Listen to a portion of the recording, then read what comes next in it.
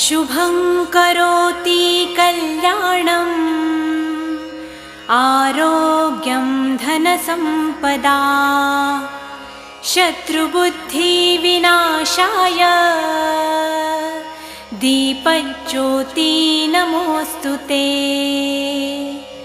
दिव्यादिव्यारे दीपत्कार कानी कुंडलमोतीहार